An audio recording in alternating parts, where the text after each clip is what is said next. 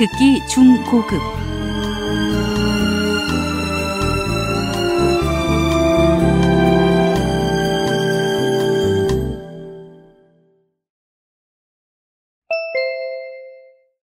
다음은 대담입니다. 잘 듣고 물음에 답하십시오. 2번씩 읽겠습니다. 최근 저출산 문제가 사회적 문제로 대두되고 있는데요. 저출산이 계속되고 있는 이유는 뭘까요? 보건복지부에서는 어떤 대책을 마련하고 있나요? 최근 저희가 조사한 바에 따르면 출산율이 줄어드는 이유는 크게 3가지가 있습니다. 첫째는 아이를 기르는 데 들어가는 양육 부담이나 교육비 부담이 너무 크다는 것이고요. 2번째는 여성들도 요즘 직장 생활을 많이 하지 않습니까? 그런데 회사 일을 하면서 아이를 낳고 키우는 것이 굉장히 어려운 구조입니다. 3번째는 가치관이 자꾸 변한다는 것입니다.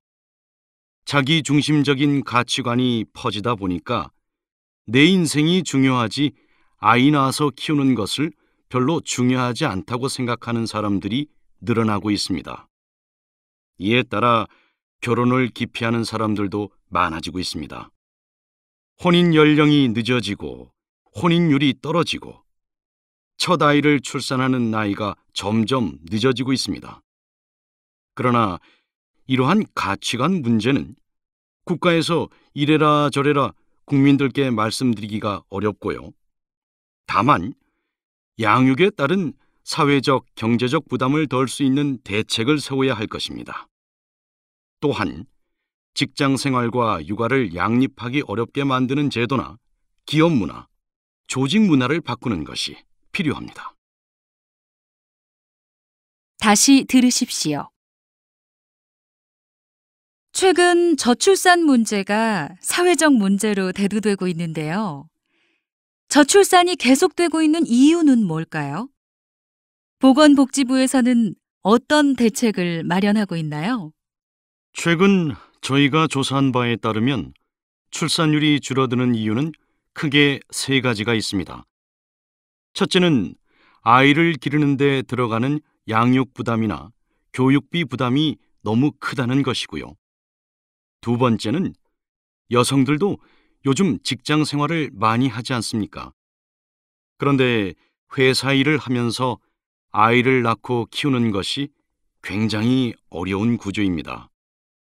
3번째는 가치관이 자꾸 변한다는 것입니다.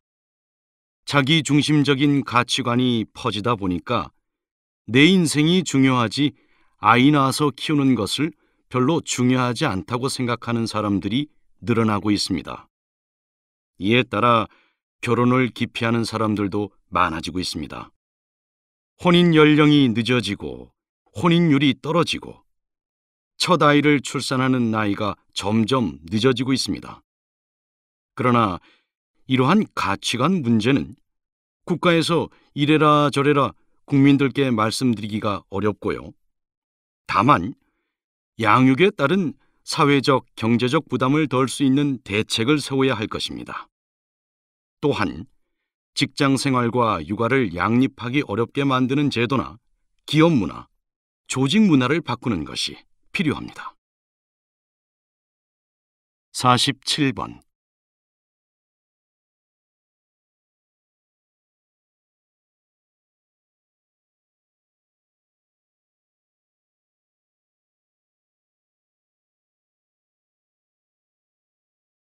(48번)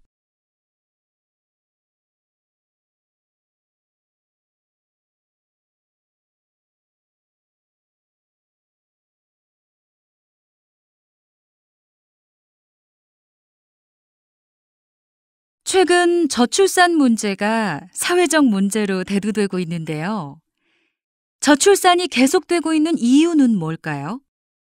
보건복지부에서는 어떤 대책을 마련하고 있나요?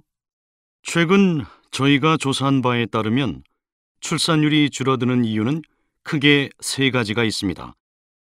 첫째는 아이를 기르는 데 들어가는 양육 부담이나 교육비 부담이 너무 크다는 것이고요. 두 번째는 여성들도 요즘 직장 생활을 많이 하지 않습니까? 그런데 회사 일을 하면서 아이를 낳고 키우는 것이 굉장히 어려운 구조입니다. 세 번째는 가치관이 자꾸 변한다는 것입니다. 자기 중심적인 가치관이 퍼지다 보니까 내 인생이 중요하지 아이 낳아서 키우는 것을 별로 중요하지 않다고 생각하는 사람들이 늘어나고 있습니다. 이에 따라 결혼을 기피하는 사람들도 많아지고 있습니다. 혼인 연령이 늦어지고 혼인율이 떨어지고 첫 아이를 출산하는 나이가 점점 늦어지고 있습니다. 그러나 이러한 가치관 문제는 국가에서 이래라 저래라 국민들께 말씀드리기가 어렵고요. 다만 양육에 따른 사회적, 경제적 부담을 덜 수 있는 대책을 세워야 할 것입니다. 또한 직장 생활과 육아를 양립하기 어렵게 만드는 제도나 기업 문화, 조직 문화를 바꾸는 것이 필요합니다.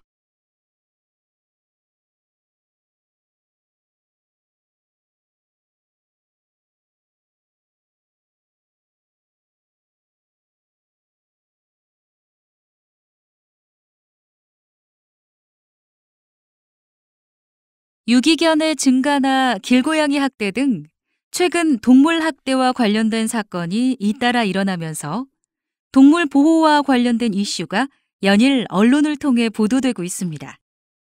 사람들이 동물 보호에 관심을 갖고 행동해야 하는 이유에 대해 말씀해 주시겠습니까? 많은 분들이 동물 보호라고 하면 잘못 생각하시는 게 있어요. 사람이 더 중요한데 왜 동물을 보호하느냐? 사람도 먹고 살기 힘든데 인간 복지도 실현이 안 됐는데 왜 동물 복지를 얘기하냐고 말씀하시거든요. 그러나 사실은 인간, 동물, 환경, 이 세 개는 분리될 수 없는 요소 같아요.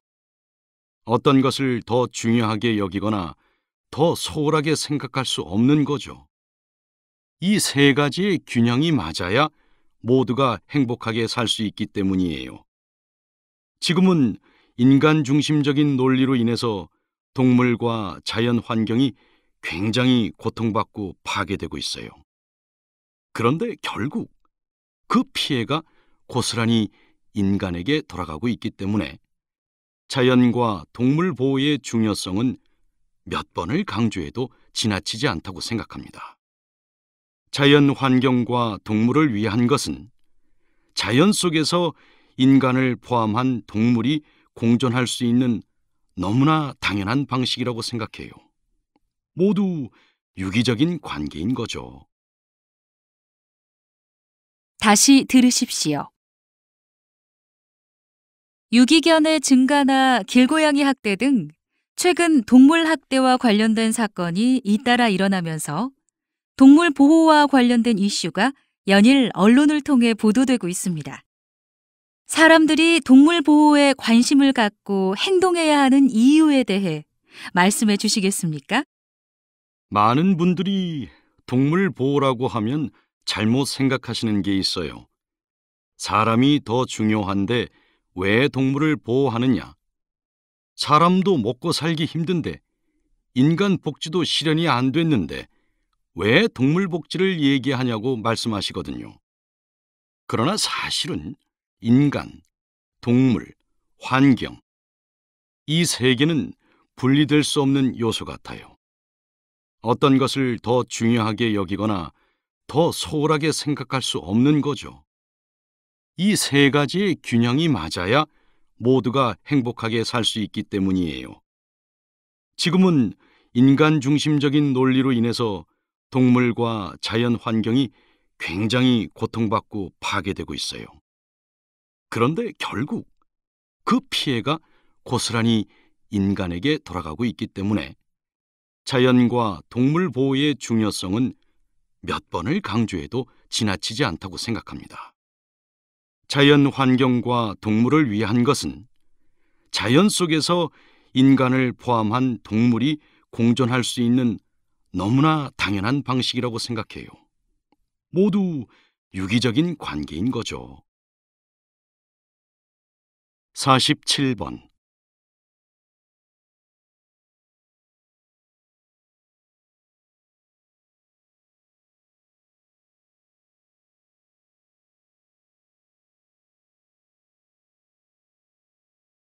48번.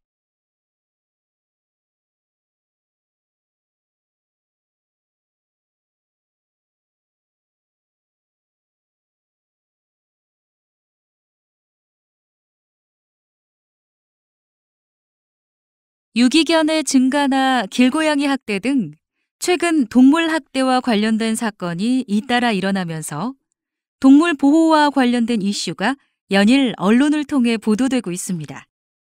사람들이 동물 보호에 관심을 갖고 행동해야 하는 이유에 대해 말씀해 주시겠습니까? 많은 분들이 동물 보호라고 하면 잘못 생각하시는 게 있어요. 사람이 더 중요한데 왜 동물을 보호하느냐? 사람도 먹고 살기 힘든데, 인간 복지도 실현이 안 됐는데 왜 동물 복지를 얘기하냐고 말씀하시거든요. 그러나 사실은 인간, 동물, 환경, 이 세 개는 분리될 수 없는 요소 같아요. 어떤 것을 더 중요하게 여기거나 더 소홀하게 생각할 수 없는 거죠. 이 세 가지의 균형이 맞아야 모두가 행복하게 살 수 있기 때문이에요. 지금은 인간 중심적인 논리로 인해서 동물과 자연 환경이 굉장히 고통받고 파괴되고 있어요.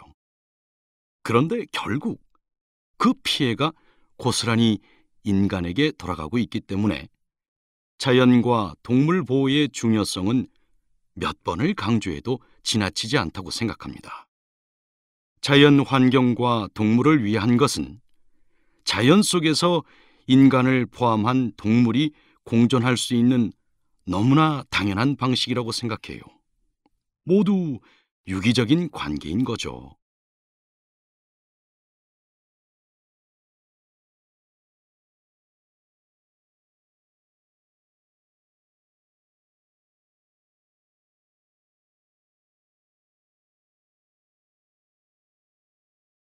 지난 30여 년간 우리나라에서 가장 영향력 있는 언론인으로 이석희 씨를 꼽는데 아무도 주저하지 않는데요.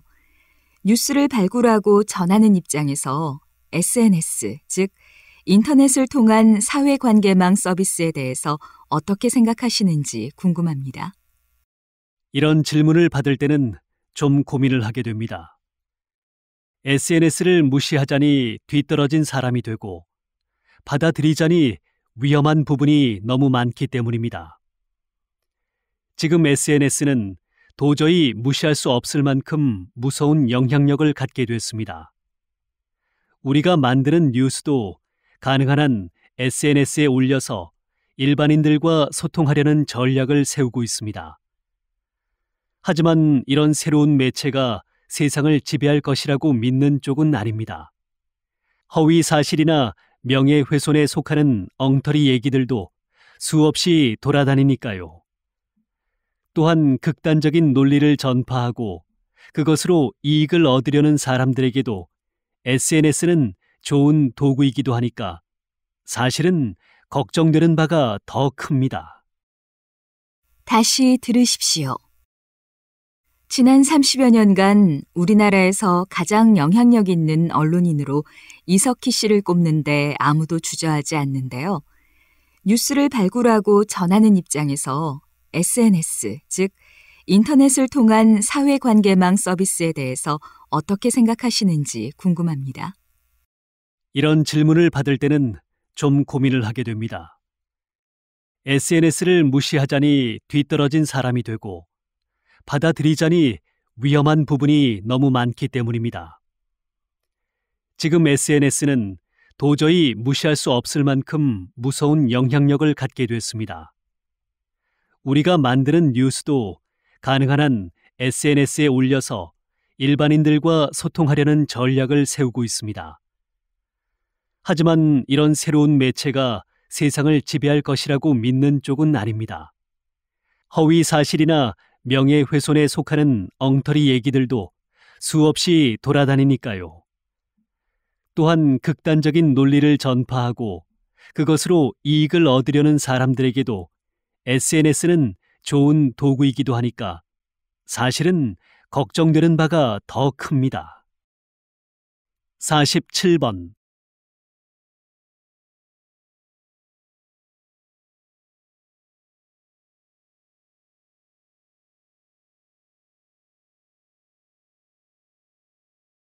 (48번)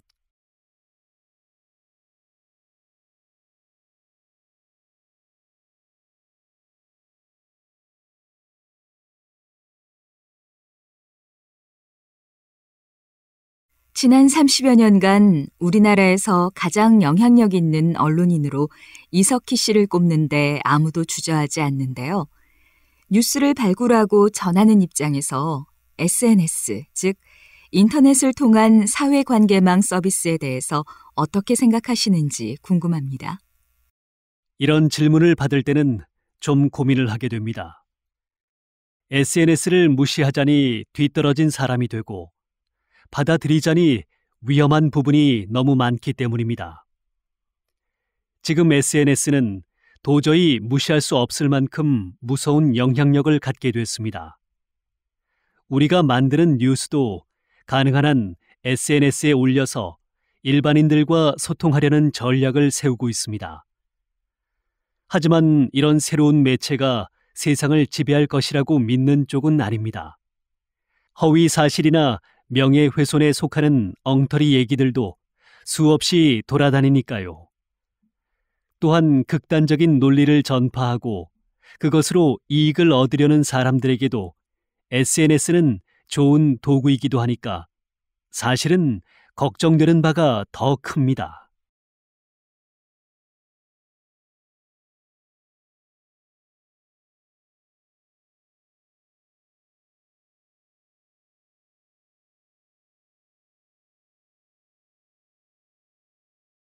섬이나 시골에 사는 분들이나 거동이 불편한 장애인들은 병원에 가는 일이 쉽지 않습니다. 이런 분들이 컴퓨터나 휴대전화로 진찰을 받는다면 참 편리하겠지요. 이것을 가능하게 해주는 것이 바로 원격 의료 서비스인데요.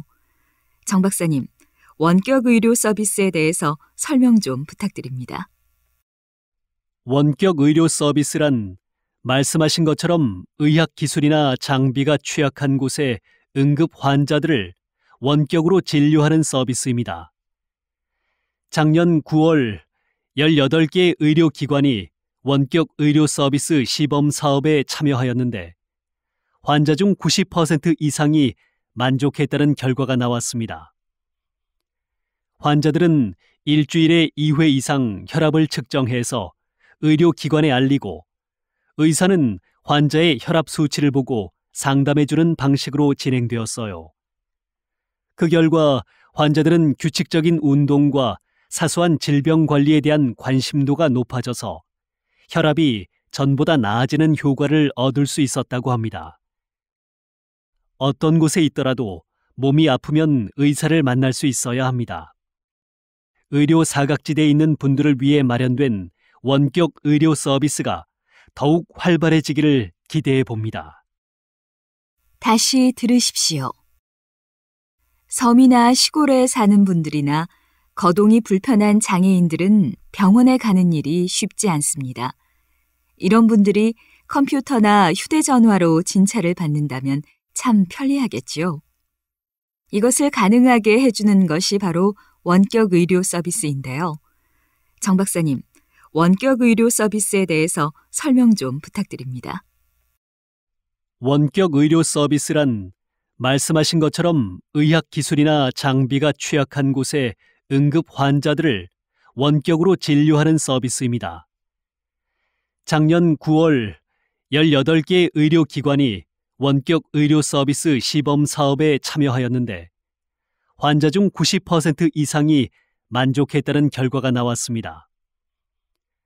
환자들은 일주일에 2회 이상 혈압을 측정해서 의료기관에 알리고 의사는 환자의 혈압 수치를 보고 상담해주는 방식으로 진행되었어요. 그 결과 환자들은 규칙적인 운동과 사소한 질병 관리에 대한 관심도가 높아져서 혈압이 전보다 나아지는 효과를 얻을 수 있었다고 합니다. 어떤 곳에 있더라도 몸이 아프면 의사를 만날 수 있어야 합니다. 의료 사각지대에 있는 분들을 위해 마련된 원격 의료 서비스가 더욱 활발해지기를 기대해 봅니다. 47번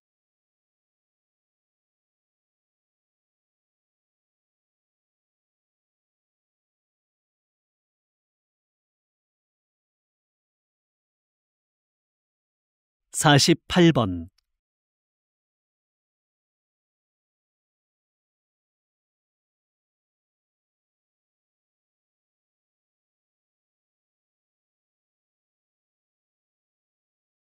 '섬이나 시골에 사는 분들이나 거동이 불편한 장애인들은 병원에 가는 일이 쉽지 않습니다. 이런 분들이 컴퓨터나 휴대전화로 진찰을 받는다면 참 편리하겠죠. 이것을 가능하게 해주는 것이 바로 원격 의료 서비스인데요. 정 박사님, 원격 의료 서비스에 대해서 설명 좀 부탁드립니다. 원격 의료 서비스란 말씀하신 것처럼 의학 기술이나 장비가 취약한 곳에 응급 환자들을 원격으로 진료하는 서비스입니다. 작년 9월 18개의 의료기관이 원격 의료 서비스 시범 사업에 참여하였는데 환자 중 90% 이상이 만족했다는 결과가 나왔습니다. 환자들은 일주일에 2회 이상 혈압을 측정해서 의료기관에 알리고 의사는 환자의 혈압 수치를 보고 상담해주는 방식으로 진행되었어요.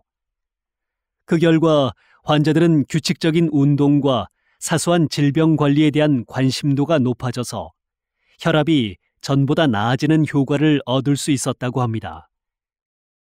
어떤 곳에 있더라도 몸이 아프면 의사를 만날 수 있어야 합니다. 의료 사각지대에 있는 분들을 위해 마련된 원격 의료 서비스가 더욱 활발해지기를 기대해 봅니다.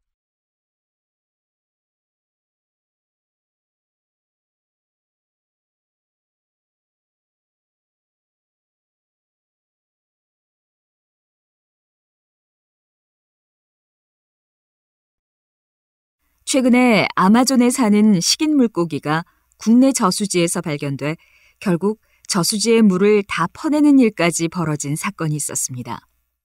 유해 외래 어종의 유입으로 인한 국내 생태계 파괴에 대한 우려의 목소리가 높은데 어떻게 보십니까? 이번 사건은 관상용으로 기르던 물고기를 무책임하게 버린 데서 생긴 겁니다. 육식성으로 매우 위험한 물고기이기 때문에 저수지물을 퍼내기까지 했습니다. 다행히 개체수가 확산되지 않고 4마리에 그쳤습니다.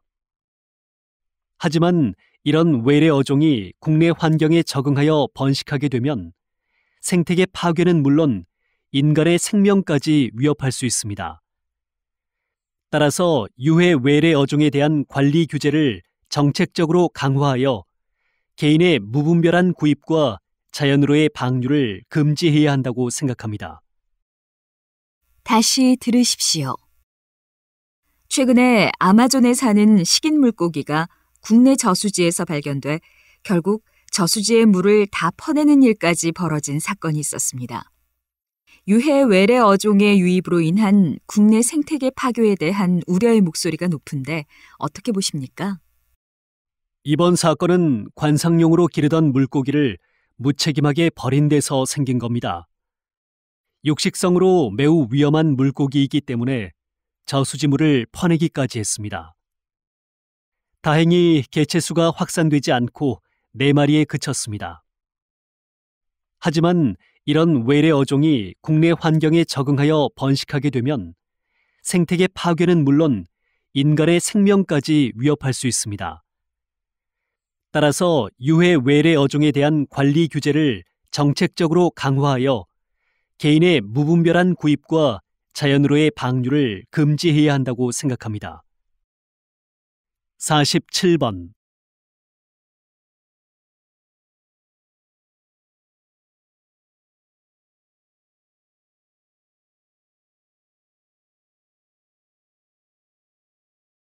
48번.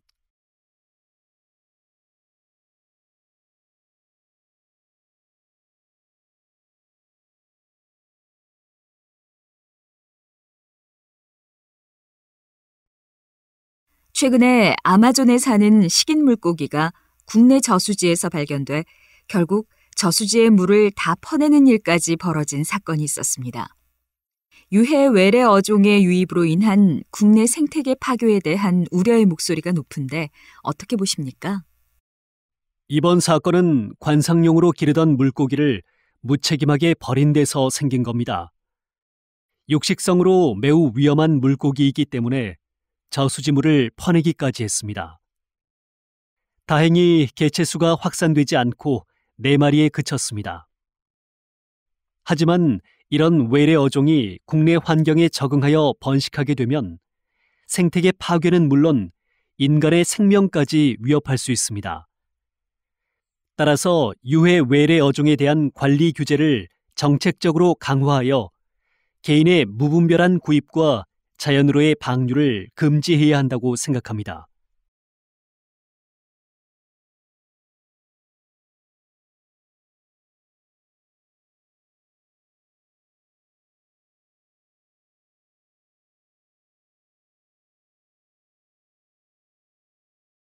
정의란 무엇인가라는 책이 국내에 소개된 후 우리나라에 인문학 책 읽기 열풍이 시작됐다고 해도 과언이 아닌데요. 대학에서 인문학의 위치는 어떻습니까? 인문학 열풍 속에서 대학에서의 인문학은 오히려 위기를 맞고 있습니다. 지난 5년간 전국 대학에서 사라진 인문 계열 학과 수가 400여 개라는 조사 결과가 나왔습니다. 이는 대학의 지적 토대가 무너지고 있음을 말해주는 것입니다. 기업에서는 인문학에 대한 필요성을 절감한다면서도 정작 인문학 전공자들의 채용을 꺼리는 모순을 드러내고 있습니다. 이런 현실을 반영하듯 대학에서는 취업이 잘 되는 학과를 키우고 취업이 힘든 인문학과는 축소시키고 있습니다. 인문학은 언어, 문학, 철학 등을 연구하는 학문으로서 이에 대한 이해 없이 사회가 유지되기 어렵습니다. 우리 사회와 지성의 근간이 되는 인문학 전공자들이 다양한 인문학적 상상력을 펼칠 수 있도록 정부, 기업, 대학 모두가 힘을 합쳐야 합니다. 다시 들으십시오. 정의란 무엇인가라는 책이 국내에 소개된 후 우리나라에 인문학 책 읽기 열풍이 시작됐다고 해도 과언이 아닌데요. 대학에서 인문학의 위치는 어떻습니까? 인문학 열풍 속에서 대학에서의 인문학은 오히려 위기를 맞고 있습니다. 지난 5년간 전국 대학에서 사라진 인문 계열 학과 수가 400여 개라는 조사 결과가 나왔습니다. 이는 대학의 지적 토대가 무너지고 있음을 말해주는 것입니다. 기업에서는 인문학에 대한 필요성을 절감한다면서도 정작 인문학 전공자들의 채용을 꺼리는 모순을 드러내고 있습니다. 이런 현실을 반영하듯 대학에서는 취업이 잘 되는 학과를 키우고 취업이 힘든 인문학과는 축소시키고 있습니다. 인문학은 언어, 문학, 철학 등을 연구하는 학문으로서 이에 대한 이해 없이 사회가 유지되기 어렵습니다. 우리 사회와 지성의 근간이 되는 인문학 전공자들이 다양한 인문학적 상상력을 펼칠 수 있도록 정부, 기업, 대학 모두가 힘을 합쳐야 합니다. 47번.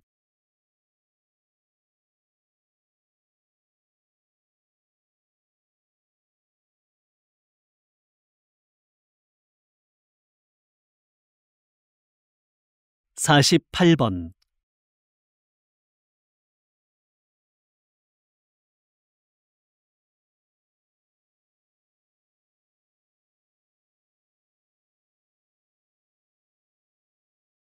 정의란 무엇인가라는 책이 국내에 소개된 후 우리나라에 인문학 책 읽기 열풍이 시작됐다고 해도 과언이 아닌데요. 대학에서 인문학의 위치는 어떻습니까? 인문학 열풍 속에서 대학에서의 인문학은 오히려 위기를 맞고 있습니다. 지난 5년간 전국 대학에서 사라진 인문 계열 학과 수가 400여 개라는 조사 결과가 나왔습니다. 이는 대학의 지적 토대가 무너지고 있음을 말해주는 것입니다. 기업에서는 인문학에 대한 필요성을 절감한다면서도 정작 인문학 전공자들의 채용을 꺼리는 모순을 드러내고 있습니다. 이런 현실을 반영하듯 대학에서는 취업이 잘 되는 학과를 키우고 취업이 힘든 인문학과는 축소시키고 있습니다. 인문학은 언어, 문학, 철학 등을 연구하는 학문으로서 이에 대한 이해 없이 사회가 유지되기 어렵습니다. 우리 사회와 지성의 근간이 되는 인문학 전공자들이 다양한 인문학적 상상력을 펼칠 수 있도록 정부, 기업, 대학 모두가 힘을 합쳐야 합니다.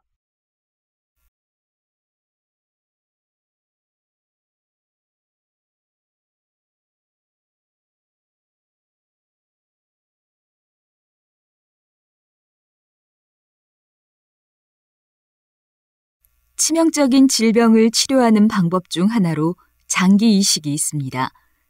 기술의 발전으로 장기를 이식받은 수혜자의 생존율은 해를 거듭할수록 높아지고 있습니다. 한준희 교수님, 장기 이식에 대해 구체적으로 설명을 해주시겠습니까? 장기 이식은 인체의 조직이나 장기의 기능을 복원하려는 목적으로 기증자의 장기를 수혜자의 인체로 옮기는 것입니다. 위가 없다면 장으로 연결해서 살아갈 수 있습니다. 그러나 심장, 간, 신장이 제 기능을 하지 않으면 이를 대체할 장기가 없기 때문에 생명을 이어가기 힘듭니다. 이런 경우 장기 이식이 필요한데 장기를 이식받는 것은 쉬운 일이 아닙니다. 장기 기증자의 수가 수혜자의 수를 따라가기 힘들기 때문에 이식을 받기까지 대기 시간이 깁니다. 국내에서 장기를 이식받기까지 걸리는 시간은 평균 500일 정도입니다. 장기 이식을 기다리는 환자들은 시간이 갈수록 치명적인 합병증이 발생할 위험이 있기 때문에 생존율과 삶의 질이 떨어집니다. 따라서 이식 대기 시간을 줄이기 위해 장기 기증 문화가 활성화되어야 합니다. 다시 들으십시오. 치명적인 질병을 치료하는 방법 중 하나로 장기 이식이 있습니다. 기술의 발전으로 장기를 이식받은 수혜자의 생존율은 해를 거듭할수록 높아지고 있습니다. 한준희 교수님, 장기 이식에 대해 구체적으로 설명을 해주시겠습니까? 장기 이식은 인체의 조직이나 장기의 기능을 복원하려는 목적으로 기증자의 장기를 수혜자의 인체로 옮기는 것입니다. 위가 없다면 장으로 연결해서 살아갈 수 있습니다. 그러나 심장, 간, 신장이 제 기능을 하지 않으면 이를 대체할 장기가 없기 때문에 생명을 이어가기 힘듭니다. 이런 경우 장기 이식이 필요한데 장기를 이식받는 것은 쉬운 일이 아닙니다. 장기 기증자의 수가 수혜자의 수를 따라가기 힘들기 때문에 이식을 받기까지 대기 시간이 깁니다. 국내에서 장기를 이식받기까지 걸리는 시간은 평균 500일 정도입니다. 장기 이식을 기다리는 환자들은 시간이 갈수록 치명적인 합병증이 발생할 위험이 있기 때문에 생존율과 삶의 질이 떨어집니다. 따라서 이식 대기 시간을 줄이기 위해 장기 기증 문화가 활성화되어야 합니다. 47번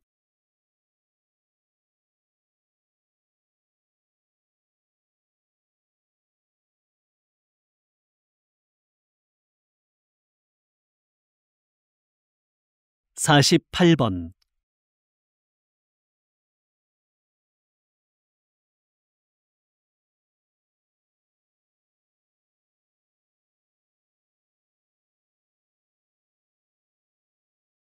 '치명적인 질병을 치료하는 방법 중 하나로 장기 이식이 있습니다. 기술의 발전으로 장기를 이식받은 수혜자의 생존율은 해를 거듭할수록 높아지고 있습니다. 한준희 교수님, 장기 이식에 대해 구체적으로 설명을 해주시겠습니까? 장기 이식은 인체의 조직이나 장기의 기능을 복원하려는 목적으로 기증자의 장기를 수혜자의 인체로 옮기는 것입니다. 위가 없다면 장으로 연결해서 살아갈 수 있습니다. 그러나 심장, 간, 신장이 제 기능을 하지 않으면 이를 대체할 장기가 없기 때문에 생명을 이어가기 힘듭니다. 이런 경우 장기 이식이 필요한데 장기를 이식받는 것은 쉬운 일이 아닙니다. 장기 기증자의 수가 수혜자의 수를 따라가기 힘들기 때문에 이식을 받기까지 대기 시간이 깁니다. 국내에서 장기를 이식받기까지 걸리는 시간은 평균 500일 정도입니다. 장기 이식을 기다리는 환자들은 시간이 갈수록 치명적인 합병증이 발생할 위험이 있기 때문에 생존율과 삶의 질이 떨어집니다. 따라서 이식 대기 시간을 줄이기 위해 장기 기증 문화가 활성화되어야 합니다.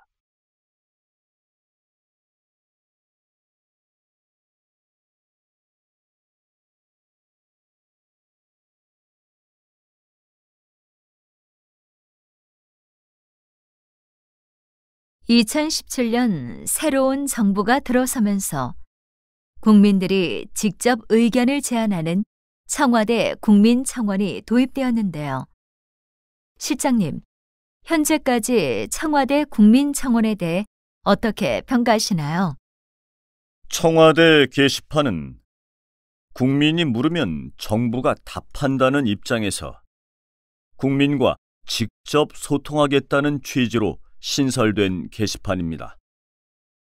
정치 문제를 비롯해서 생활과 밀접하게 관련된 일자리, 복지, 육아 문제 등 다양하게 주제를 분류해 놓았습니다. 청원을 받기만 하는 것이 아니라 20만 명 이상의 동의가 있을 경우 30일 이내에 공식적인 답변을 들을 수 있도록 했습니다. 제도를 시행한 이후 청원 내용 중에 인권, 남녀 평등에 대한 의견이 가장 많은데요. 현재도 많은 분들의 관심이 지속되고 있습니다.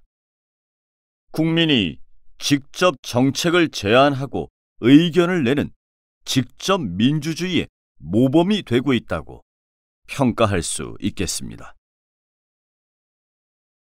다시 들으십시오. 2017년 새로운 정부가 들어서면서 국민들이 직접 의견을 제안하는 청와대 국민청원이 도입되었는데요. 실장님, 현재까지 청와대 국민청원에 대해 어떻게 평가하시나요? 청와대 게시판은 국민이 물으면 정부가 답한다는 입장에서 국민과 직접 소통하겠다는 취지로 신설된 게시판입니다. 정치 문제를 비롯해서 생활과 밀접하게 관련된 일자리, 복지, 육아 문제 등 다양하게 주제를 분류해 놓았습니다. 청원을 받기만 하는 것이 아니라 20만 명 이상의 동의가 있을 경우 30일 이내에 공식적인 답변을 들을 수 있도록 했습니다. 제도를 시행한 이후 청원 내용 중에 인권, 남녀 평등에 대한 의견이 가장 많은데요. 현재도 많은 분들의 관심이 지속되고 있습니다. 국민이 직접 정책을 제안하고 의견을 내는 직접 민주주의의 모범이 되고 있다고 평가할 수 있겠습니다. 1번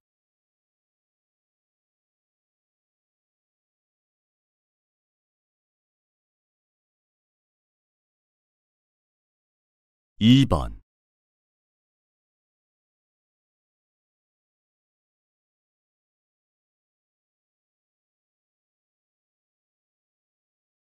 2017년 새로운 정부가 들어서면서 국민들이 직접 의견을 제안하는 청와대 국민청원이 도입되었는데요. 실장님, 현재까지 청와대 국민청원에 대해 어떻게 평가하시나요? 청와대 게시판은 국민이 물으면 정부가 답한다는 입장에서 국민과 직접 소통하겠다는 취지로 신설된 게시판입니다. 정치 문제를 비롯해서 생활과 밀접하게 관련된 일자리, 복지, 육아 문제 등 다양하게 주제를 분류해 놓았습니다. 청원을 받기만 하는 것이 아니라 20만 명 이상의 동의가 있을 경우 30일 이내에 공식적인 답변을 들을 수 있도록 했습니다. 제도를 시행한 이후 청원 내용 중에 인권, 남녀 평등에 대한 의견이 가장 많은데요. 현재도 많은 분들의 관심이 지속되고 있습니다. 국민이 직접 정책을 제안하고 의견을 내는 직접 민주주의의 모범이 되고 있다고 평가할 수 있겠습니다.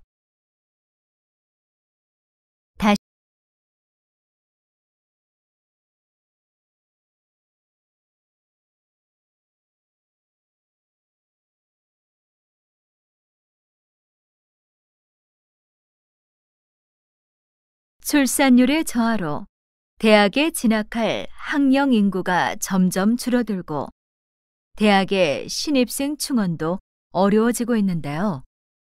2021년에는 대학별로 미달 사태가 점점 심해진다는 예상이 나왔습니다.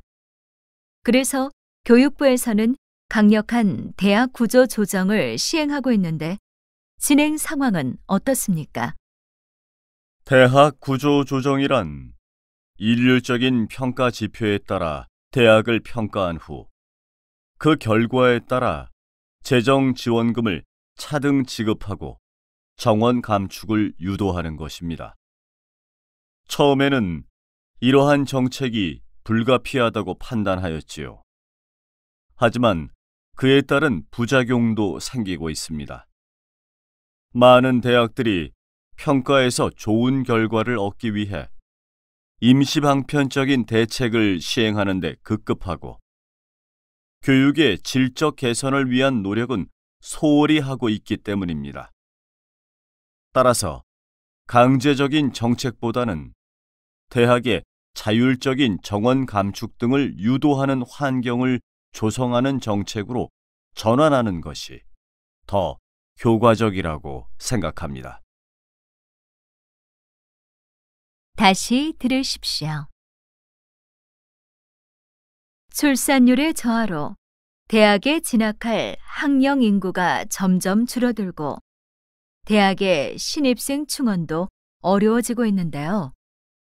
2021년에는 대학별로 미달 사태가 점점 심해진다는 예상이 나왔습니다. 그래서 교육부에서는 강력한 대학 구조 조정을 시행하고 있는데 진행 상황은 어떻습니까? 대학 구조 조정이란 일률적인 평가 지표에 따라 대학을 평가한 후 그 결과에 따라 재정 지원금을 차등 지급하고 정원 감축을 유도하는 것입니다. 처음에는 이러한 정책이 불가피하다고 판단하였지요. 하지만 그에 따른 부작용도 생기고 있습니다.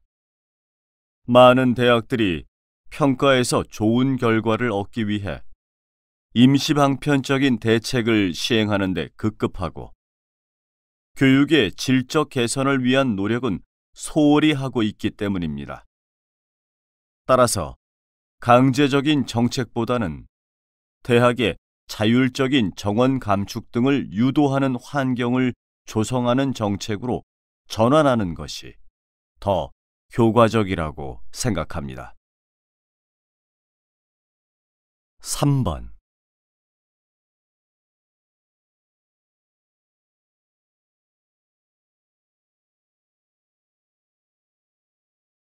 (4번)